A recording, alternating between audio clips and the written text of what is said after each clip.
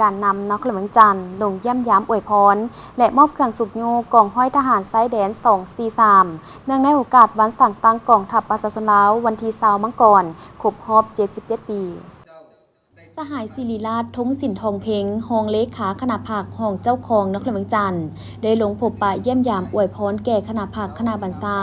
นายและพลทหารอยู่ที่กองห้อยทหารไซแดน243ในวันที่19มังกร2026โดยการต้อนรับของสหายพันตีจอมทองเพ็งทวีไซเลขาหน่วยผักหัวหน้าการเมืองกองห้อยทหารไซแดน243พร้อมด้วยคณะเนื่องในโอกาสวันสั่งตั้งกองทัพประชาชนลาววันที่20มังกร2026ที่หมุนเวียนมาบรรจบครบรอบ77 ปีและวันสั่งตั้งกองบัญชาการทหารนครหลวงจันทร์ครบรอบ50 ปีโอกาสนี้สหายพันตีจอมทองเพ็งทวีไซได้ขึ้นรายงานให้ฮู้ถึงสภาพของกรมกองจุดพิเศษที่ตั้งการเคลื่อนไหวการจัดตั้งปฏิบัติเวียกงานของกองห้อยซึ่งในระยะผ่านมาคณะผักคณะบรรษาได้เอาใจใส่นำพาศึกษาอบรมการเมืองแนวเขตให้นายและพลทหารอย่างเป็นปกติได้จัดตั้งพนักงานลงก่อสร้างหากฐานการเมืองตามหมุนเสื้ออยู่บรรดากลุ่มบ้านเรียบตามไซแดนสมทบกับอำนาจการปกครองท้องถิ่นเป็นเจ้าการในการจัดตั้งนำพาเคลื่อนไหวกวดกาสร้างหากฐานการเมืองสมทบกับทุกภาคส่วนกวดกาตามจุดรอแลมจุดสำคัญต่างๆตามบริเวณไซแดนได้จัดตั้งพนักงานลงเลิกใกล้สิทธิติดเทศกับประชาชนบรรดาเผ่าหัดแน่นความสามัคคี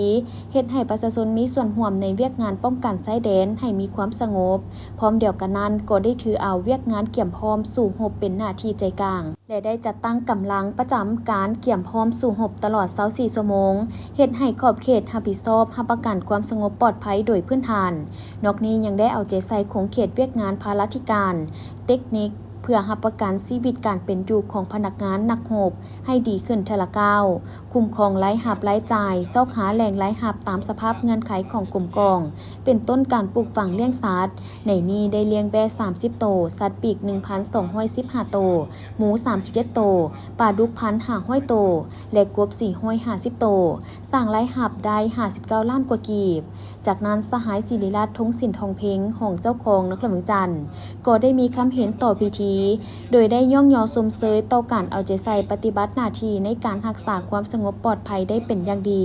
พร้อมนี้ได้เน้นหนักให้เพิ่มทวีความสามัคคีเป็นปึกแผ่นและเป็นจิตหนึ่งใจเดียวรวมทั้งสุมทุกสติปัญญาสุมทุกกำลังแหงเพื่อมั่งเพทำลายกลอุบายของศัตรู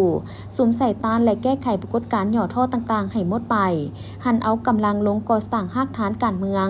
นำพาปกปักรักษาบ้านตามพระราชบทบาทของตน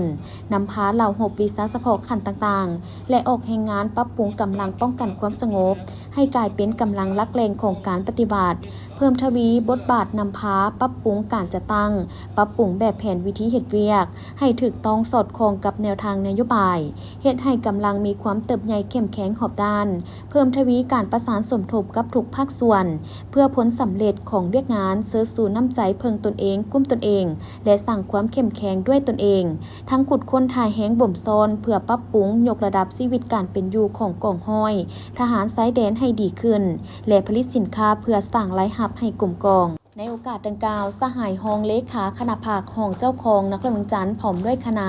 ได้มอบเครื่องบริโภคจำนวนหนึ่งและเงินสดจำนวน10 ล้านกีบทั้งอวยพรให้แก่คณะผักคณะบรรษานายและพลทหารของกองห้อยทหารไซแดน243ตลอดฮอดกำลังป้องกันชาติทุกทั่วหน้าเนื่องในโอกาสวันสั่งตั้งกองทัพประชาชนลาวครบรอบ77 ปีให้มีสุขภาพแข็งแรงพลานามัยที่สมบูรณ์เพื่อสืบต่อเหตุสำเร็จหน้าที่อันนักหน่วงและมีเกียรติสง่าที่ประเทศชาติและประชาชนมอบหมายให้